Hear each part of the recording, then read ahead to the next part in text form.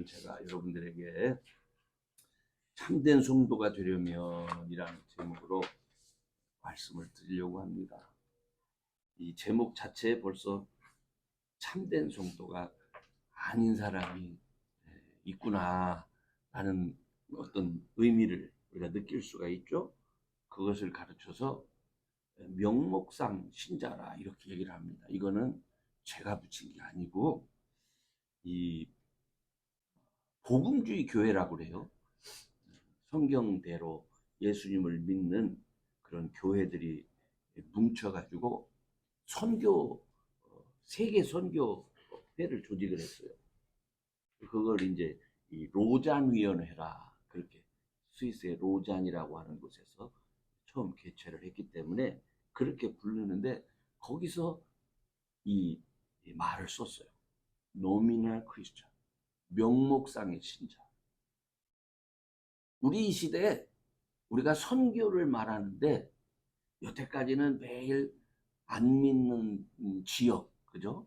기독교, 예수님을 모르는 지역만 생각했는데 이게 우리가 지금 뒤를 돌아다 보니까 이게 안 믿는 데나 믿는다고 하는 데나 큰 차이가 없다. 이게 지금 심각하다. 이렇게 돼서 우리가 교회 안에서는 참 신자가 되는 것이 중요하고 또 선교를 한다고 할 때 밖으로 나가는 것도 중요하지만 이 안에서 믿는다라고 하면서 전혀 사실은 믿음이 없는 이 사람들을 우리가 돌아봐야 된다.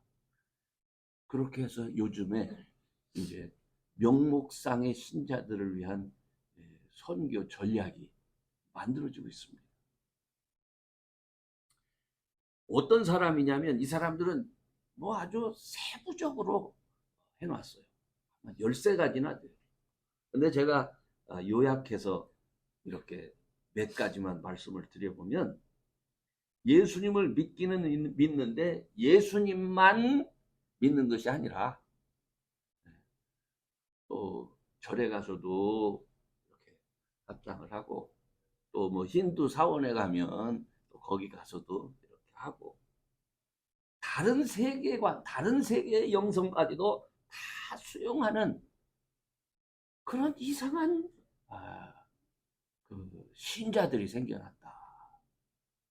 이것은 우리가 성경에서 말씀하신 처음에 사도들과 또 바울에 의해서 우리들에게 전파된 그런 기독교가 아니다. 이게 도대체 어디에서 이런 게 나왔느냐. 두 번째로는 그렇게는 안 한다 할지라도 교회를 다니긴 다니는데 교회 다니면서 몸의 부활을 믿습니까? 이렇게 물어보면 아이 그런 게 어디 있어요. 부활이 없다. 천국과 지옥이 있다고 생각. 아이 그런 게 어디 있어요. 이렇게 생각한다는 거예요. 그러다 보니까 예수님이 정말 나를 구원하시는 주님이 됩니다. 이런 신앙 고백을 하지 않는다는 거예요. 그러다 보니까 이런 사람들은요, 삶의 우선순위가 예수님이 될 수가 없어요. 삶의 우선순위가 하나님의 말씀에 순종하는 것이 될 수가 없어요. 그래서 그저 세상 풍조에 이끌려 당하는 겁니다. 주일날만 교인이지 교회를 딱 벗어나고 나면 그때부터는 예수 믿는 것하고 상관이 없습니다. 기독교인이라는 의식 자체가 없어요. 어떤 분들은 요즘에는 취미생활로 교회 다녀요. 아니 심심하잖아. 교회 가면 사람들도 만나고 예배 드리는 시간이 조금 불편하긴 한데 아이고 조금만 참고 나면 얘기도 하고 재밌잖아. 친구도 사귀고. 안 믿는 사람들보다 또 낫잖아. 이렇게 다니는 거예요. 그리고 또 어떤 사람들은 교회를 다니긴 다니는데 아예 믿기는 믿는다고 말하는데 교회를 안 나가. 왜 안 나가느냐 했더니 교회 다니다가 받은 상처가 너무나 커서 교회를 안 다닌다. 그래도 예수님을 믿느냐 그렇게 물어보면 믿는다 이렇게 얘기는 합니다. 이제는 여러분 선교의 대상이 교회 밖의 사람이 아니라 교회 안의 사람들이었다라고 하는 것을 선언하는 그런 시대가 된 거예요. 오늘 저는 믿음을 떠나서 선한 싸움을 원치 않는 신자들이 지금 막 생기고 있어요. 오늘 읽은 본문이 그 말씀입니다. 그런 신자들이 생기고 있을 때에 디모데에게 이 바울이 권면한 말씀입니다. 어쩌면 오늘날보다 더 심각한 명목상의 신자들이 만들어지고 있을 때, 뭐 죽일 때니까 그렇잖아요. 예수 믿는다고 하면 죽일 때니까 믿는다고 말만 하고 사실은 믿지 않아요. 그런 신자들이 막 생겨나고 있을 때 디모데를 목회자로 세우면서 주시는 권면이 바로 오늘 이 시대를 향한 우리에게 주는 권면과 같은 거예요. 그래서 저는 이 말씀을 보면서 우리의 믿음을 한번 점검하려고 합니다. 왜냐하면 우리가 예수를 믿으려면 뭐든지 진짜로 믿어야지 흉내만 내는 가짜 신자가 되면 안 됩니다. 그렇죠? 하나님은 여러분들한테 뭐 엄청난 것을 요구하시는 분이 아니에요. 여러분이 바로 알면 돼요. 바로 알고 순종하면 되는 거죠. 그래서 첫째로 이 예수님을 믿을 때 제일 중요한 건 오늘 본문에도 이렇게 너를 지도한 예언을 따라라는 말씀이 있어요. 너를 지도한 예언 다른 거 아니에요. 하나님 말씀입니다. 때때로 여러분이 성경을 읽기도 하지만 또 교회에 와서 목회자의 설교를 듣기도 합니다. 그죠? 성경을 여러분들에게 말씀드리는 거예요. 그런데 예수를 딱 믿게 되어질 때에 여러분한테 세상이나 교회가 요구하는 게 있어요. 뭐겠습니까? 여러분이 예수님을 딱 믿으려고 교회를 나가기 시작하나요? 예수를 믿잖아요. 그러면 교회도 그걸 요구하지만 사실은 세상도 요구해. 뭐를 요구할 것 같아요? 너 기왕 다닐 거면 좀 믿는 자답게 믿어라, 그겁니다. 믿는 자다워져라 하는 겁니다. 여러분, 믿는 자답다는 게 뭔지 아세요? 믿는 자답게. 우리가 예수를 믿으면 뭐가 된다고 하죠? 하나님의 자녀가 된다고 하죠. 가만히 한번 생각해봐. 하나님의 자녀라는 말이 무슨 말입니까? 수없이 들어서 그걸 생각을 안 하는데 하나님은 사람이 아니죠. 하나님은 신입니다. 그죠? 신의 자녀가 된다는 거예요. 근데 더 나아가서 이 하나님은 어떤 분입니까? 영이신 분이라는 거예요. 그러니까 영이신 하나님의 자녀가 된다는 말은 우리가 여태까지는 영적인 세계에 대한 생각이 없이 살았어요. 하나님의 자녀가 되면 예수를 믿으면 하나님과 대화를 시작하는데 이게 익숙하지 않아서 야, 이렇게 해도 되나 싶죠. 근데 이렇게나 되나 싶은 내 생각과는 상관없이 이미 하나님은 내가 예수의 이름으로 뭔가를 말하기 시작할 때 하나님이 우리를 들으신다는 거죠. 들으신다. 내가 영적인 사람이 되는 거예요. 그러니까 믿는 자가 된다라고 하는 말은 내가 이제 하나님께 속한 영적인 사람이 된다라는 말이고, 그렇기 때문에 두 번째로는 우리의 육체, 영적인 사람이 될 때 우리의 육체가 여태까지는 어떻게 살았습니까? 내 마음대로 살잖아요. 근데 이게 거룩한 거를 추구합니다. 거룩이라고 하는 게 뭡니까? 구별되는 거죠. 뭐하고 구별되는 거죠? 세상의 더러운 것들과 구별되기 시작하는 거예요. 그래서 세상 사람들은요, 살아갈 때 제일 먼저 뭐를 생각하냐면 자기의 필요를 채우는 게 우선이에요. 나 갖고 싶은 거, 나 먹고 싶은 거, 나 하고 싶은 거, 이게 우선입니다. 근데 기독교인이 되면 뭐가 우선이 되는 거예요? 하나님의 자녀다움. 어떻게 하면 내가 하나님의 자녀답게 되지? 어떻게 내가 하나님의 돌보심 가운데서 나의 모습이 하나님의 자녀다운 거룩한 모습을 지킬 수가 있지? 여기에 관심 갖기 시작하는 겁니다. 그래서 세상은 자신의 필요를 막 채우는데 신자는 자녀다움을 더 생각하고 내가 자녀다움을 생각할 때 나의 필요는 하나님이 채워주시는 거예요. 이게 다른 거예요. 그렇기 때문에 기독교 신자가 돼가지고 나의 필요를 내가 채우려고 무엇을 먹을까, 무엇을 입을까, 뭘 또 하잖아요. 그러면 그거는 세상 사람과 다를 바가 없는 거예요. 필요하지요. 그러나 그럼에도 불구하고 먼저 우리가 자녀다움을 추구할 때 그거를 성경은 먼저 그의 나라와 의를 구하라 이렇게 얘기를 하잖아. 그렇게 할 때 우리의 모든 필요를 하나님이 채워주시는 거예요. 그런데 여러분이 잘 아는 것처럼 우리가 금방 믿었다고 해가지고 영적인 것을 이해하고 거룩한 삶을 추구할 수 있는 게 아닙니다. 그죠? 이게 이미 내가 오랫동안 세상에서 살고 있었기 때문에 이 세상의 권세를 잡고 있는 악한 영들이 내 생각이나 내 습관을 놔주지를 않습니다. 놔주지를 않아요. 비가 부슬부슬 오는 날 빈대떡도 부쳐 먹고 싶고, 빈대떡만 부쳐 먹고 싶습니까?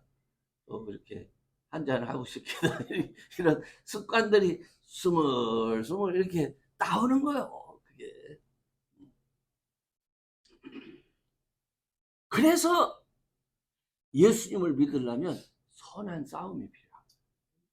싸워야 돼요. 그냥 저절로 교회만 왔다 갔다 하면 믿음이 생기고 영적인 것이 이해가 되고 삶이 거룩하게 되고 그렇지 않습니다. 세상 사람들도요, 사실 싸움을 합니다. 세상 사람들도 여러분이 여태까지 살아왔지만 더 냉혹한 싸움을 싸웁니다.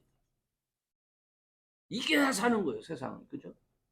그러다 보니까 남들보다 먼저 빠르게 잡을 수 있는 방법, 또 그것들을 이용해서 더 높아지고 더 많이 가질 수 있는 그런 방법을 준비를 합니다. 세상 사람. 그래야 살아 남을 수가 있으니까요. 그런데 하나님의 자녀들한테는 싸우는 지침서가 있습니다. 네 마음대로 살지 마. 싸우는 지침서. 그 싸우는 지침서가 뭡니까? 이 성경이에요, 성경. 성경. 너 이거 보고 이대로 살아. 전에 너를 지도한 예언을 따라 그것으로 선한 싸움을 싸워라. 이 선한 싸움은요, 무엇로부터 시작되냐면 순종으로부터 시작돼요. 말씀에 대한 순종. 디모데가 예수님을 믿고 젊은 나이에 한 지역 교회의 영적인 리더가 된다는 게 이거 쉬운 일 아니죠. 뿐만 아니라 막 세상 사람들이 믿음을 떠나고 양심을 버리고 세상과 짝하는 사람들이 점점 많아지고 있는 그런 상황에서 젊은 디모데가 믿음을 지켜야 되고 다른 사람을 인도한다는 거, 이거 쉬운 거 아니죠. 그런데 바울은 이 중요한 시점에서 믿음을 위해서 말씀을 강조하는 거예요. 사실 오늘 우리 주변은요, 이 디모데의 상황과 별로 다를 바가 없어요. 수많은 분들이 이미 양심을 버렸습니다. 심지어는 믿음을 버려요.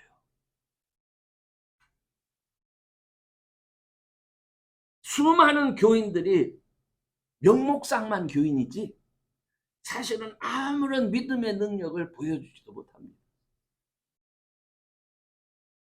교인이라고 말하는데, 심지어는 목회자라고 말하는데 양심을 찾을 수가 없어. 그래서 세상 사람들한테 저는 더 나쁜 놈이라고 손가락질을 받는 사람이 너무 많아.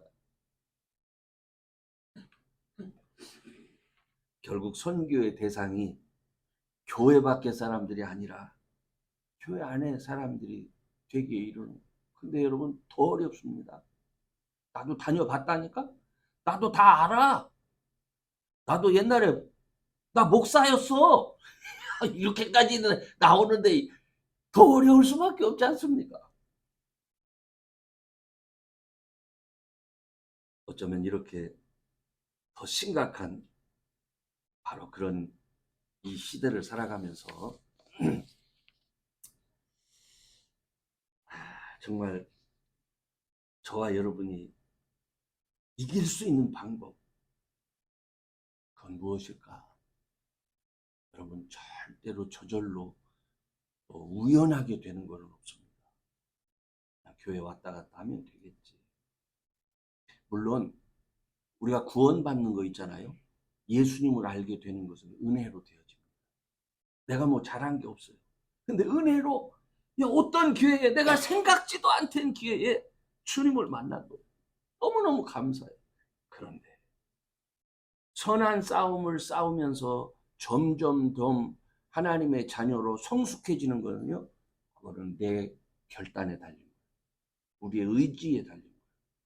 나 믿음 생활 더 잘할래. 나 주님과 더 깊이 교제하는 사람이 될래. 이거는 여러분의 의지가 필요한 거예요. 그러므로 여러분, 그 의지는 뭐로부터 시작되느냐? 하나님 말씀에 대한 순종으로부터 시작돼요. 여러분이 아는 말씀 그냥 자꾸 이렇게 흘려버리는, 연습하잖아요. 연습이 자꾸 흘려버리잖아요. 그러면 무감각해져요. 제가 나이가 먹으니까 한 가지 발견한 게 있어요. 남편과 아내가 사는데 아내가 또 뭐라고 하니까 알았어 하고 흘리는데 보니까, 나중에 알고 보니까 중요한 말이 거기에 있었어요. 그래서 내가 뭐라고, 그때 그거 얘기하지 않았느냐, 그렇게 또 혼나는 거예요. 그러면 이제 또, 아니 그래도 이 사람이 나한테 그럴 수가 있느냐고 또 이제 내가 뭐라고 하죠. 그거 갖고도 많이 다투더라고. 근데 살다 보니까 깨달은 게, 내가 하나님 말씀에도 이렇게 흘리는 게 많았구나. 하나님 말씀은 뭘로, 우리가 삶으로, 행동으로 내가 순종했었어야 되는데 그냥 흘린 거예요. 왜냐하면 너무 분주해서, 내 생각에 꽉 사로잡혀서. 우리가 이제 진정한 그리스도인이 되려면 흘려보내면 안 돼요. 작은 것이라 할지라도 순종하셔야 돼요. 그러면 여러분, 그 말씀 안에서 여러분의 모습이 거룩해지는 거예요. 우리의 모습이 세상 사람과 달라지는, 저 사람은 우리하고 행동하는 게 다르네. 저 사람은 우리하고 말하는 게 다르네. 저 사람의 입에서는 하나님 말씀 같은 소리가 나오네. 이렇게 되는 거예요. 그 다음에 두 번째로는 이 명목상의 성도가 되지 않으려면요, 믿음. 수없이 강조하는 것 같지만 믿음이 있어야 돼. 여러분, 이 성경은 뭐에 대한 기록인 것 같습니까? 하나님이 우리에게 행하신 일들에 대한 기적이기도 하지만 또 한편에서는 하나님이 말씀하시는 대로 잘 믿었던 사람들에 대한 기록입니다. 그렇죠? 그리고 그 믿음을 가진 사람들에게 하나님이 어떻게 축복하셨나를 기록한 것이 성경 말씀입니다. 그러니까 중요한 것은 여러분이 하나님 말씀을 듣고 성경을 읽고 하면서 중요한 것은 뭐냐면 믿음이 있어야 돼요. 믿음이 있어야 돼요. 하나님의 백성들이 늘 하는 실수가 뭐냐면 안 믿는 거예요. 안 믿는 거예요. 기도해라. 이게 기도한다고 돼요? 참아라. 이건 참을 문제가 아니지. 사랑해라. 그 왼수를 어떻게 사랑해? 안 되는 거예요. 안 되는 거예요.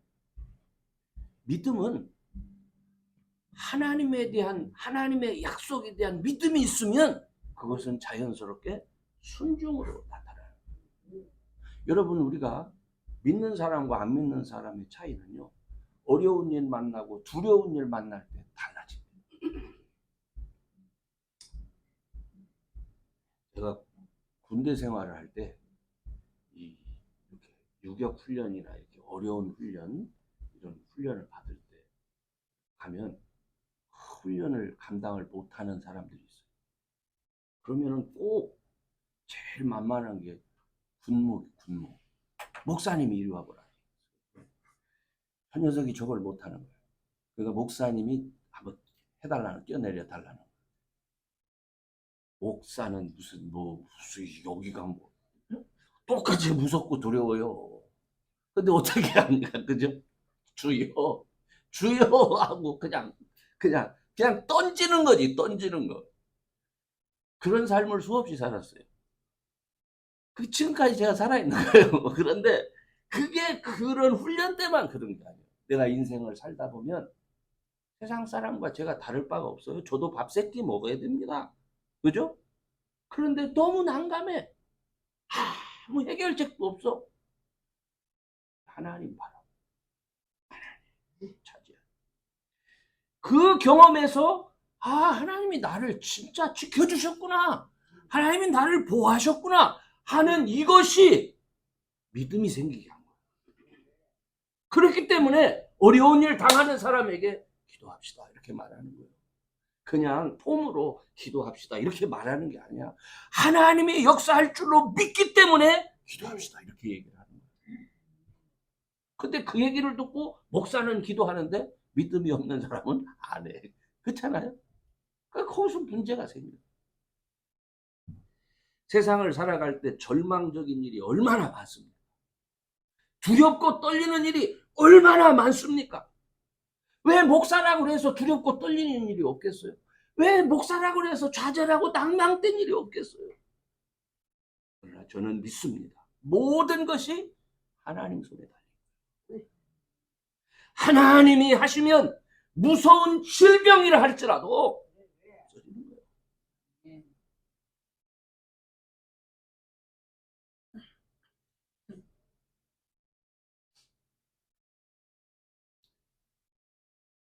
팬데믹 때 권사님도 고생 많이 하셨는데 사람들이 다 숨어 교회에서 예배도 안 돼.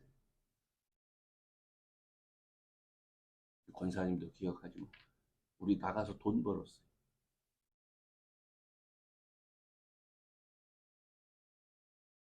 필요한 사람들한테 음식을 나눠다 줘. 돈도 벌고. 왜 이렇게 두려워하는지 모르겠어요. 모든 게 하나님께서 하시는 거예요. 그죠? 가서 같이 기도합시다. 팬데믹인데.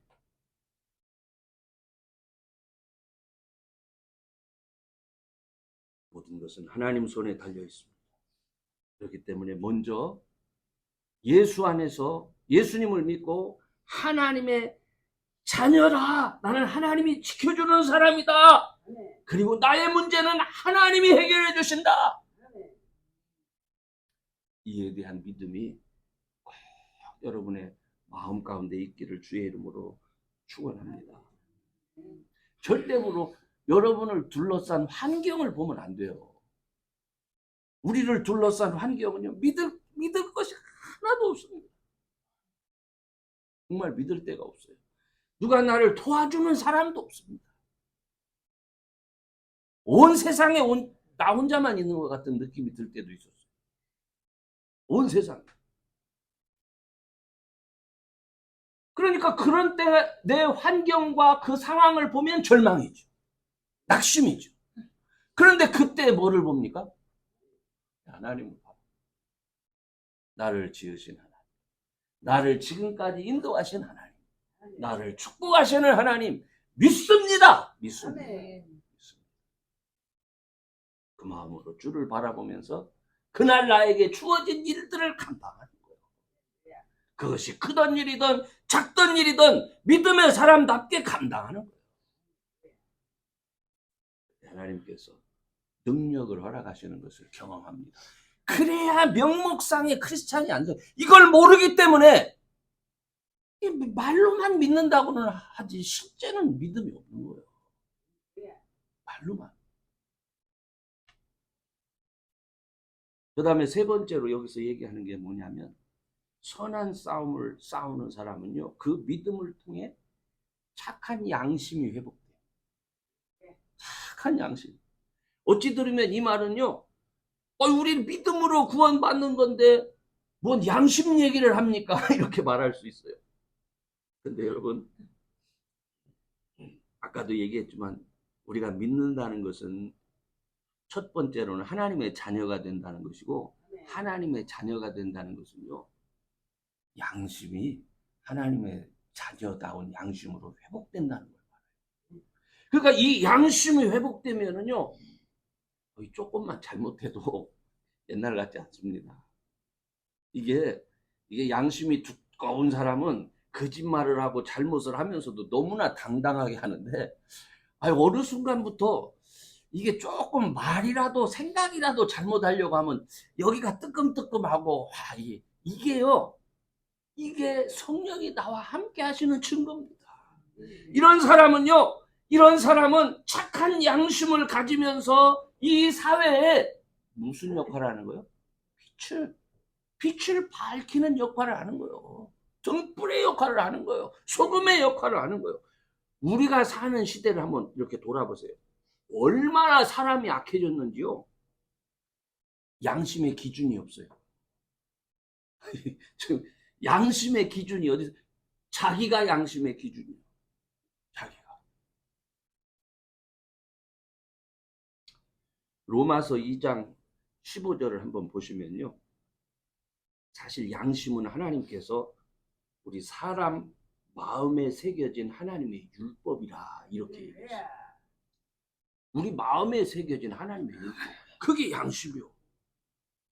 그런데 이 양심이 어떻게까지 되었냐면은, 두 번째로 넘겨보세요. 또 한 번 넘겨보세요. 양심에 화인을 맞아가지고 거짓말하는 사람이 되기에 이르렀다. 양심의 화인이라는 말이 무슨 말인지 알죠? 응? 아주 불로 지져가지고 양심이 무뎌져가지고 느낌이 없다는 말이요. 이런 사람들은 믿음을 떠나서 미혹해하는 영과 귀신의 가르침을 쫓게 된다. 성경이 그렇게 말하고. 여러분, 우리가 이 악한 세상에서 믿음 따라서 선한 싸움을 싸우기 위해서는 성령 하나님의 능력을 힘입어 봐야 돼요. 그리고 생각하고 행동할 수 있는 착한 양심이 점차 회복돼야 됩니다. 양심이 회복되어지지 않고 성령 하나님이 나와 함께 역사하는 것을 경험해 보지 않으면서 어떻게 세상과 싸울 수 있어요? 딸마다 피하는 거죠. 딸마다 도망가고 말로만 믿는 사람이라고 얘기해요. 내 실제 삶 속에서 매달려 봐야 돼요. 내 실제 삶 속에서. 이 양심이 정상적인 기능을 하면요, 죄를 깨달을 수 있어요.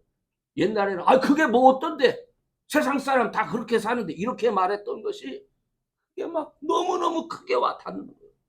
너무. 주님, 이 죄를 제가 어찌 감당해야 되죠? 주님이 십자가에 흘리신 그 보혈을 의지할 수밖에 없음을 내가 이제 알았습니다. 이렇게 깨닫는 거예요. 그래서 주의 이름을 부르게 되는 거예요. 그래서 여러분, 믿음 안에서 회복되는 그 여러분의 착한 양심을 가지고 이 세상과 한번 믿음으로 싸워 이길 수 있는, 저와 여러분 꼭 될 수 있기를 주의 이름으로 축원합니다. 이제 마지막으로, 선한 싸움은요, 딴 데서 괜히 어디 가서 한번 싸움 붙어보자 이게 아니에요. 이미 여러분의 삶 안에서 시작돼야 돼요. 우리가 살아가면서 여러분 한 사람 한 사람이 가진 고통이 있습니다. 여러분 한 사람 한 사람이 가진 스트레스가 있습니다. 바로 그것이 기도할 제목이요. 바로 그것이 선한 싸움을 싸워야 할 이유가 되는 거예요. 거기서부터 시작하는 거예요. 하나님이 왜 여러분에게 그런 아픔을 허락하시고 왜 여러분에게 스트레스를 주시는지 알아요? 기독해 하기 위해서 그렇습니다. 기독해 하기 위해서. 하나님, 내가 이런 아픔을 통해서, 이런 고난을 통해서 주님 앞에 더 가까이 나아가기를 원합니다. 주님, 제 기도를 좀 들어주세요.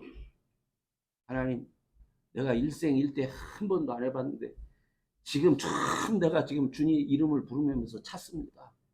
한번 내 기도 한번 들어봐 주세요. 이렇게 여러분 기도하시는 거예요. 하나님 들어주십니다.